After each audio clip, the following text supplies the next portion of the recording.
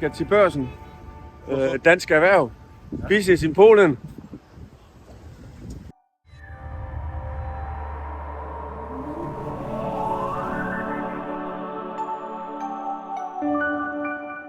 Hello everyone once again, my name is Przemysław Piela and I'm representing Hogan Consulting.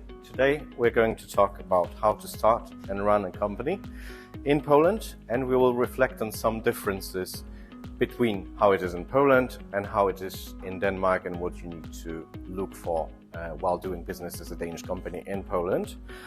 I'll try to make it brief because the topic is very broad.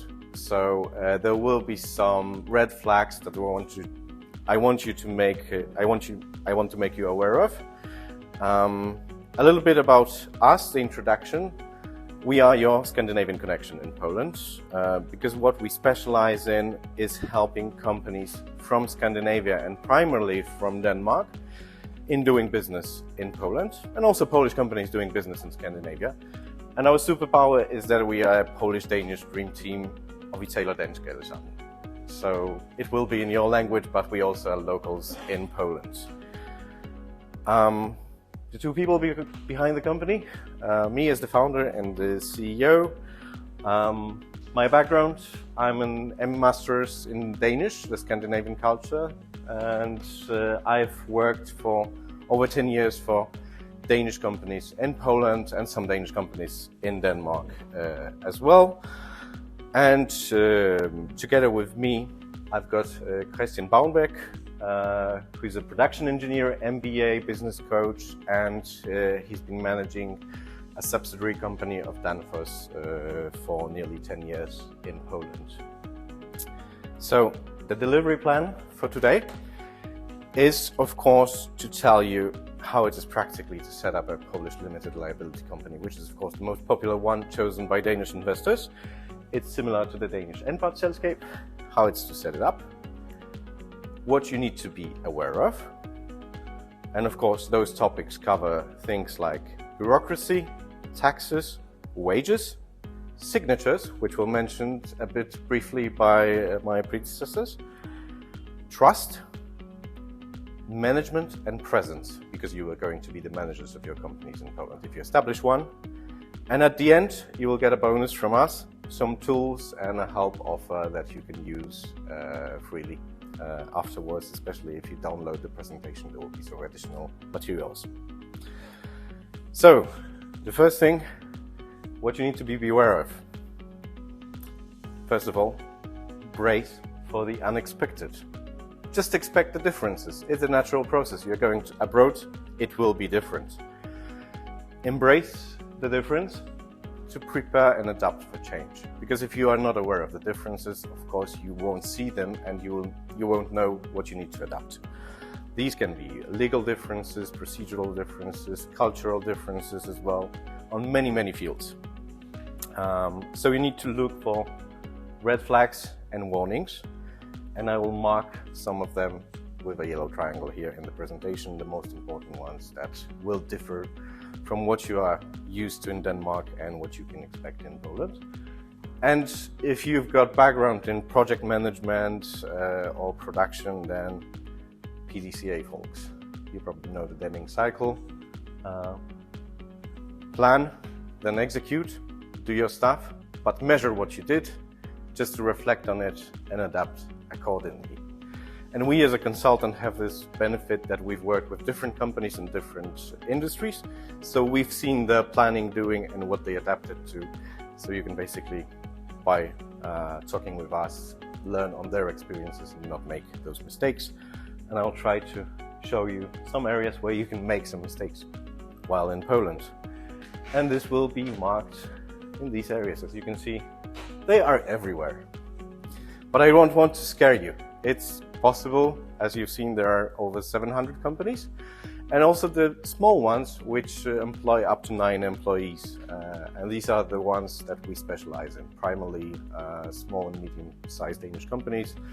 Our smallest customers are companies that employ 3 to 6 people in Denmark, and the largest one has 100 employees here. So this is kind of the size of the companies that we have. Setting up a Polish limited liability company. Registration procedure is simple. I mean, it's simple for us in Poland because we're used to that. It's much more simpler in Denmark. The difference is that it takes time. So we need to take that into consideration while starting your business in Poland. And it takes time due to bureaucracy, because Poland still is a bureaucratic country, but the development and the trends are positive. So it's getting less and less bureaucratic, and it's getting better. But the bureaucracy is actually like a disease, because when you start in Poland, the bureaucracy can even get to Denmark. Because what you need to start a company as an individual or as a company, if you have a APS company in Denmark, which will be the shareholder of the Polish company, as the APS, you need to have the printout from the Danish business registry. You're familiar with that, you can just download it on a website. It can have an electronic signature, but for the purpose of establishing in Poland, you need to have a physical printout with a signature by hand of the employee of Central Virksomhedsregister and a stamp. And afterwards, you need to order a legalized apostille copy from the Ministry of Foreign Affairs in Denmark. And once you get it, in Poland it has to be translated by a sworn translator into Polish.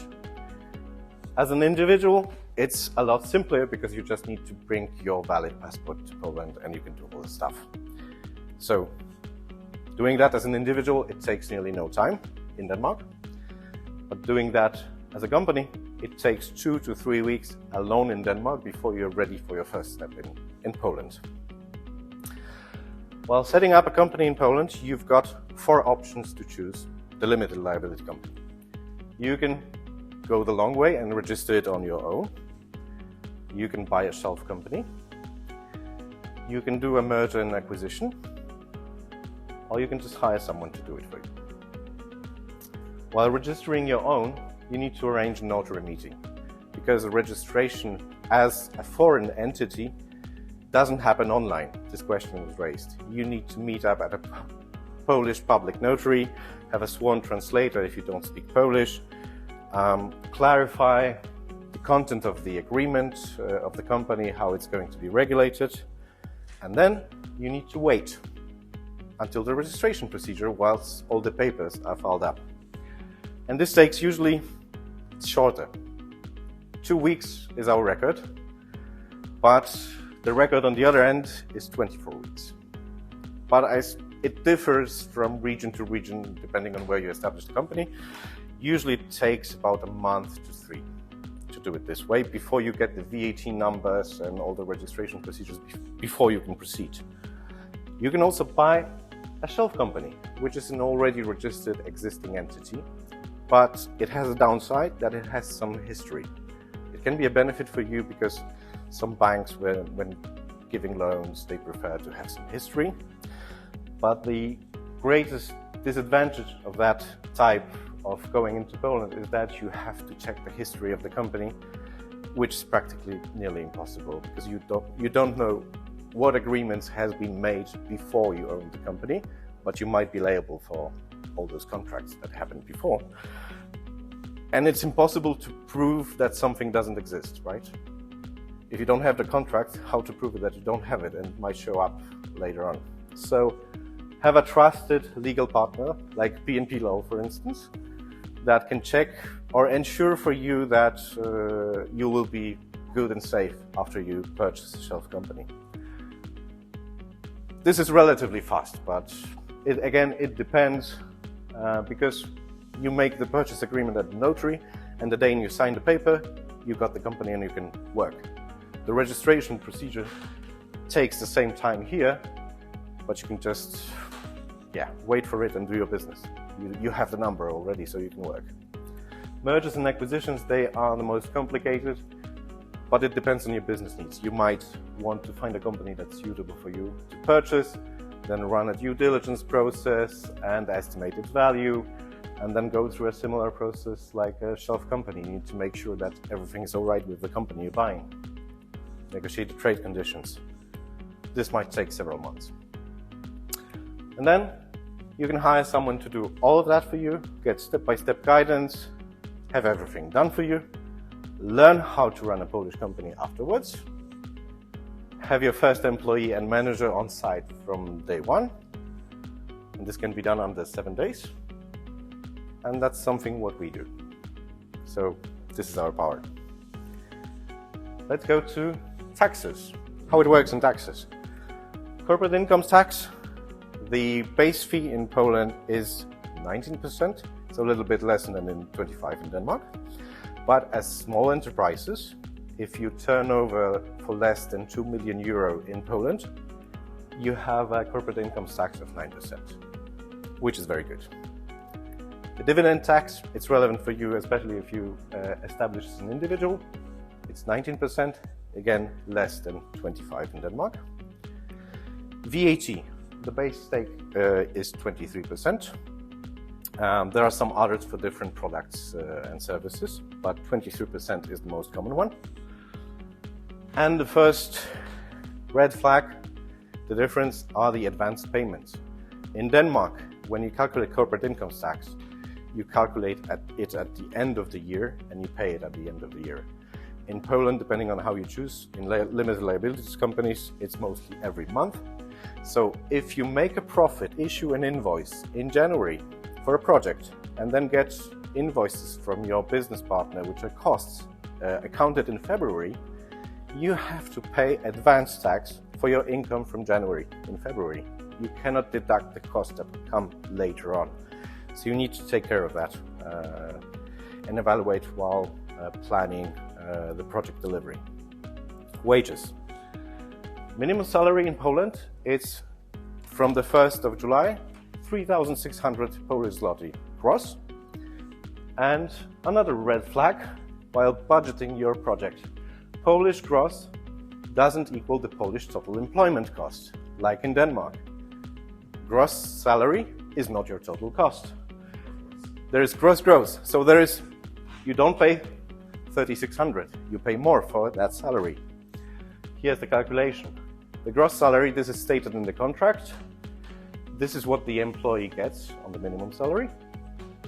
And this is what you have to pay as an employer. This is your total cost.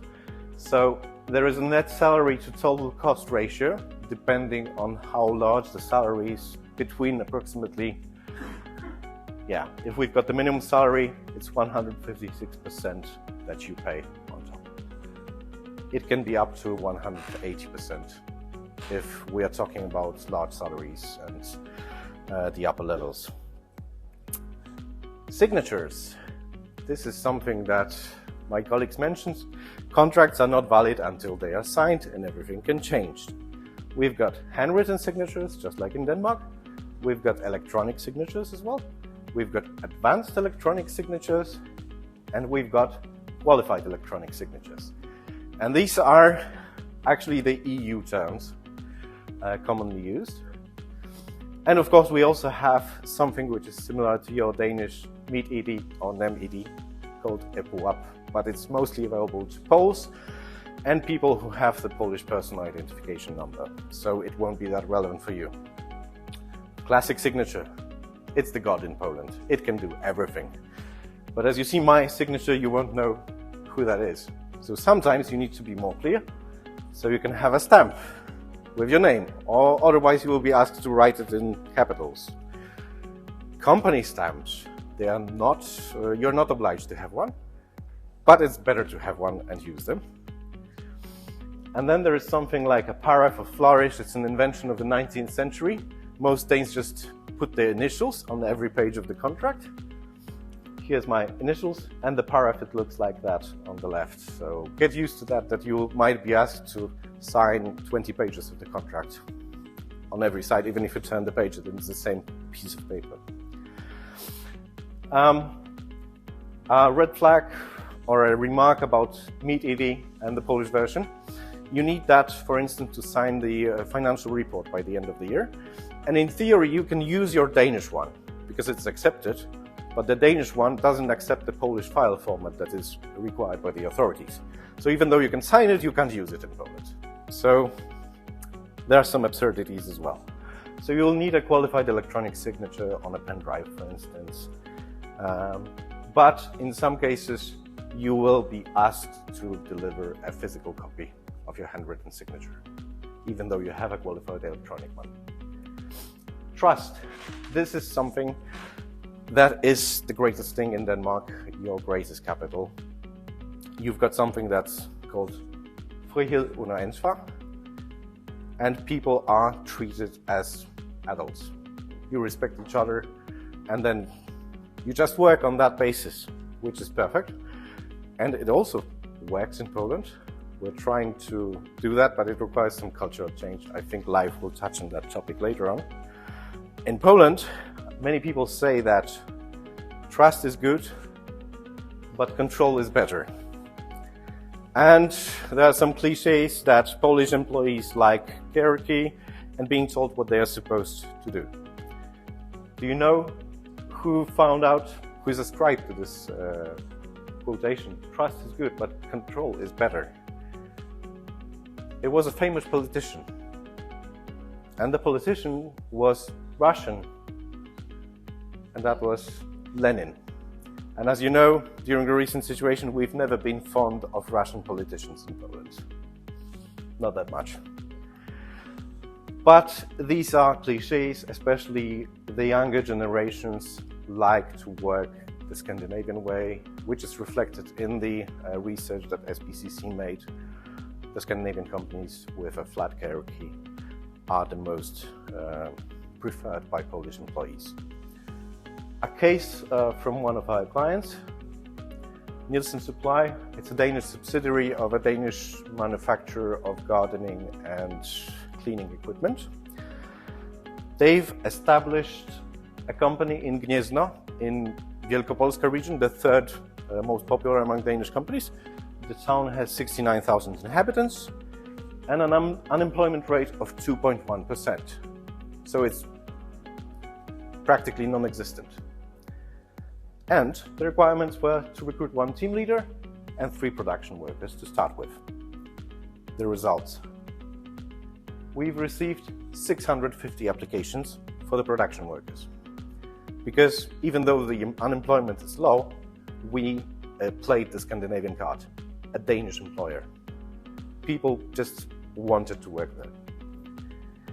We received 60 applications for the team leader, successfully recruited the 3 people in 1 month, but failed to recruit a team leader because the people were not ready to take the Scandinavian culture. They wanted to take control of the team and they didn't adapt to the needs of the Danish management. But in the end, we created a flat organization with no management and no office employees needed instead. So the company is run by the production employees, bookkeeping is outsourced, and the management comes to Denmark once a month, and it works. So it's possible. Just as I said, remote Danish management, present in Gniezno approximately every 5 to 6 weeks, outsourced. That's the result. So the difference here, we try to get the Danish way of working, move it to Poland. There are some differences, and our approach to that is we think that trust is good, but we use the control to encourage responsibility. Because Poles can take the responsibility and the freedom that follows with it, but in the first stages you need to do some controls. Because if you just leave it as you would do in Denmark, then you will fail. So the transition is very important. The free tools and help for you. If you've considered to start a company in Poland, once you download the materials that we have, on our website there is a free tool, a calculator we try to update them every month, the most recent prices for electricity, rental of different standards of building, registration costs. You can play with it and check if your business would be financially sustainable in Poland. So this is something you can use. Otherwise, you also find the details for all of you that are here today. Me and Christian are ready to give you 1 hour free consulting. So if you get in touch with us, we can just discuss your business individually and look at it together and think if it's worth for you to do something in Poland. Even if you're not considering to open up a company, it could be, suppliers you're looking for. We can help you with that. So I encourage you to download all the materials that the prelegents have here. So many thanks. Mange tak. It's really nice.